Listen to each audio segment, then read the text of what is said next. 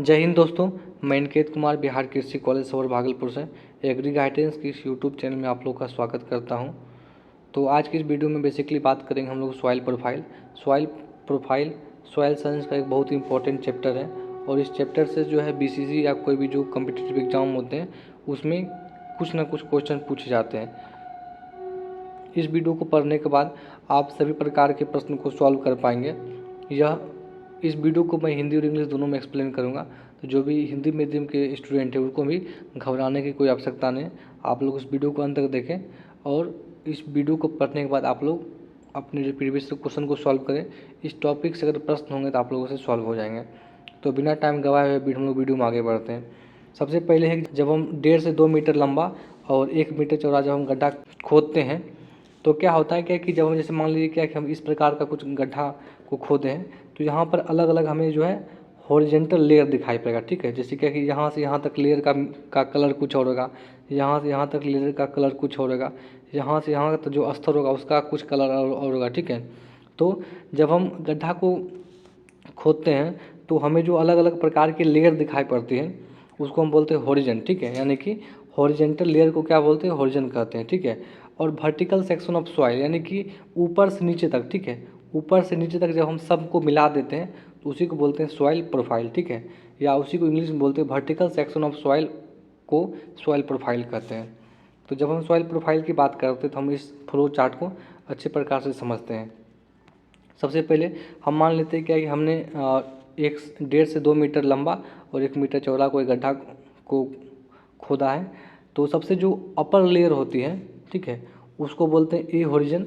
उसके बाद का जो लेयर होगा उसको बोलते हैं बी हॉरिजन। उसके बाद का जो लेयर होगा उसको बोलते हैं सी हॉरिजन और लास्ट में जो होता है उसको बोलते हैं आर हॉरिजन। ठीक है, अब जब हम फॉरेस्ट की बात करते हैं तो वन में क्या होता है, वन में बहुत सारे प्लांट होते हैं।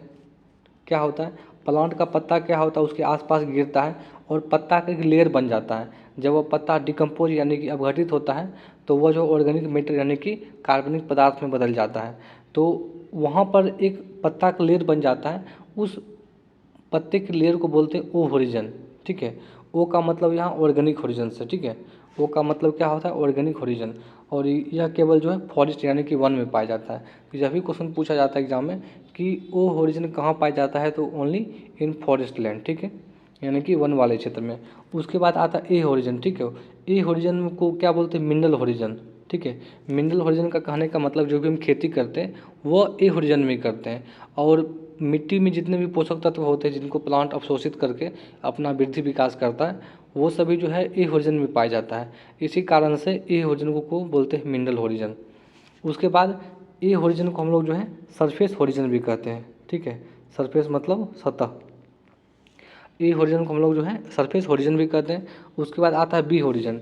बी हॉरिजन को बोलते हैं सब सरफेस, मतलब कि सरफेस के बाद का हॉरिजन। ठीक है, और इसका कलर हल्का पीला होता है क्योंकि इसमें क्या होता है, लेस डार्कर देन ए हॉरिजन, मतलब कि ए हॉरिजन से हल्का डार्क होता है, मतलब कम डार्क होता है। उसके बाद आता है सी हॉरिजन। ठीक है, तो सी हॉरिजन में हम लोग बात करते हैं ए प्लस बी प्लस सी। ए प्लस बी प्लस सी मतलब कि यानी कि ये हॉरिजन ए बी और सी इन तीनों को मिलाकर हम बोलते हैं रिगोलित। अगर हम बात करें केवल ए और बी, ठीक है, केवल ए और बी को अगर बोलते हैं तो उसको बोलते हैं ट्रू सॉइल या सोलम बोलते हैं।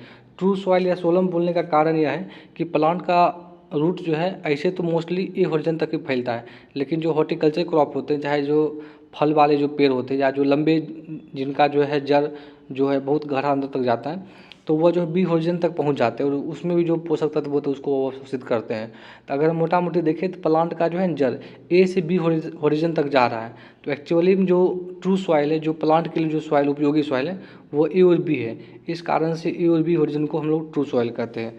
और लास्ट में आता है आर हॉरिजन। ठीक है, आर हॉरिजन को कहते हैं रिगोलित या उसको बोलते हैं बेड रॉक, यानी कि इसमें जो है पत्थर चट्टान पाए जाते हैं। हम लोग जो है बारी बारी से इसको समझने का प्रयास करते हैं।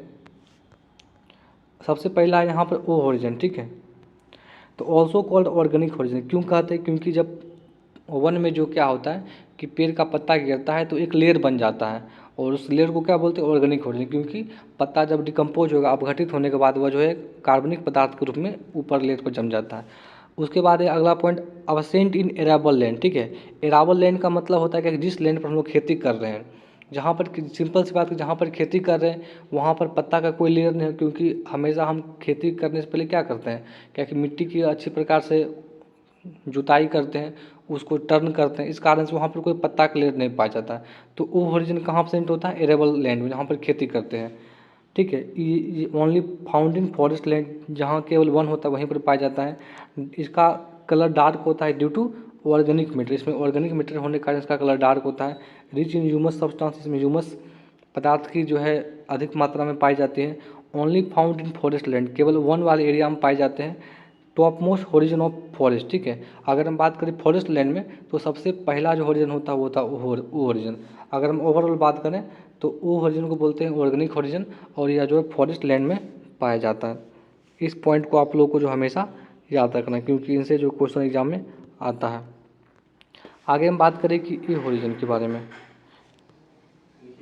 हमने पहले भी बात किया था कि ए होरिजन में क्या होता है, मिट्टी में जितने भी पोषक तत्व, चाहे NPK हो, कैल्शियम, मैग्नीशियम, सल्फर हो और निकेल, जितने भी पोषक तत्व होते हैं प्लांट के लिए, वो सभी पाए जाते हैं ए होरिजन में। तो इस कारण से ए होरिजन को क्या बोलते हैं, मिनरल रिच होरिजन, या इसको बोलते हैं मिनरल होरिजन, ठीक है। और यह क्या है, टॉप मोस्ट होरिजन, या इसको बोलते हैं surface horizon of cultivated land. जहाँ हम खेती करते हैं, जो भी हमारे आसपास का जो खेत होता है उसका सबसे जो ऊपर का जो लेयर होता है उसको बोलते हैं ए होरिजन, ठीक है। उसके बाद क्या होता है, जब हम आगे बात करते हैं ए होरिजन के बारे में, तो इसको फिर 3 भाग में डिवाइड करते हैं, ठीक है। A1, A2 और A3, जिसमें जो A2 जो है मोस्ट इंपॉर्टेंट, ठीक है। यानी कि ए होरिजन को कहते हैं सरफेस होरिजन, इसको 3 भाग में डिवाइड किया गया है, A1, A2 और A3, ठीक है। तो इसमें हम बात करते हैं A2 के बारे में। तो A2 में क्या होता है, एक प्रोसेस होता है, उसको बोलते हैं इलुविएशन, ठीक है। इसमें इसका जो है ना आगे का जो वर्ड है, मतलब आगे का जो लेटर है वो ई से स्टार्ट होता है, ठीक। इलुविएशन प्रोसेस क्या होता है आगे बात करेंगे। इलुविएशन प्रोसेस होने के कारण इसको बोलते हैं ई होरिजन, ठीक है। और इसमें होता है वाशिंग आउट। वाशिंग आउट का मतलब क्या है कि जितने भी पोषक तत्व होते हैं वो पानी में घुलकर वो नीचे के लेयर में वाश मतलब कि नीचे के लेयर में चल जाते हैं, ठीक है। Leaching of soil constituent from A2 to B। और क्या होता है कि मिट्टी में जितने भी पोषक तत्व, जितने भी सॉइल कंस्टिट्यूएंट है, जितने भी उपयोगी पदार्थ है, वो A2 से बहकर कहाँ चल जाएंगे, बी होरिजन में, ठीक है। यानी कि अगर बात करें तो ए से बी होरिजन में चल जाते हैं। और मैक्सिमम लीचिंग कहाँ होता है, A2 में होता है या ए में होता है।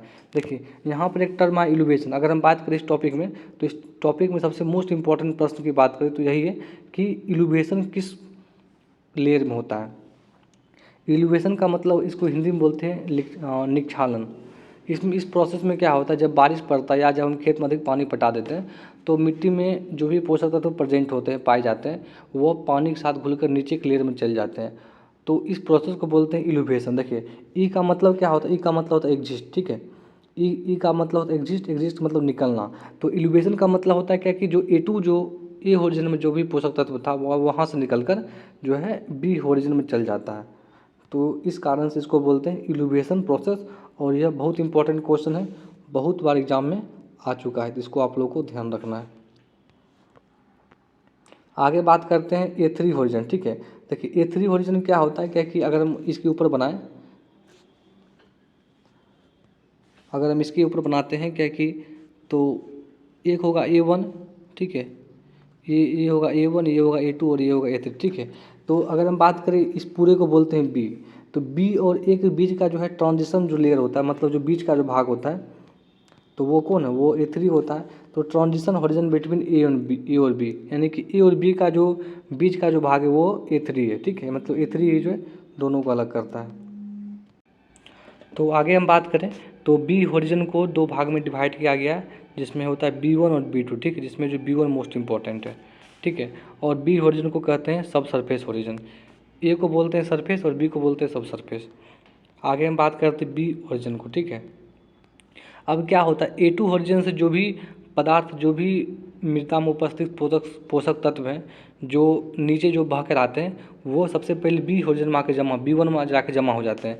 यानी कि यहाँ पर क्या होता है, डिपोजिशन ऑफ सॉइल होता है, यहाँ उसको बोलते हैं एक्युमुलेशन, ठीक है। इस कारण से इस जोन को बोलते हैं, यानी कि B1 को बोलते हैं इलुविएशन प्रोसेस। यहाँ पर क्या होता है, इलुविएशन। इलुविएशन का मतलब क्या होता है, वाशिंग इन, यानी कि वाशिंग इन। देखिए आई का मतलब क्या होता है, आई का मतलब इन मतलब कि आना, मतलब अंदर आना, ठीक है। तो यहाँ पर आके जो भी क्ले, ह्यूमस, मिनरल्स जो भी होते हैं वो सब यहाँ आके जम जाते हैं, इसको बोलते हैं जोन ऑफ एक्यूमुलेशन।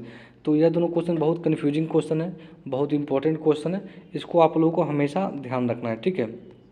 कि ऊपर से बहक आएगा यानी कि ऊपर से एग्जिस्ट होगा तो जो है A2 को बोलते हैं, A2 को बोलते हैं इलुविएशन, जो कि ई से स्टार्ट होता है, ठीक है।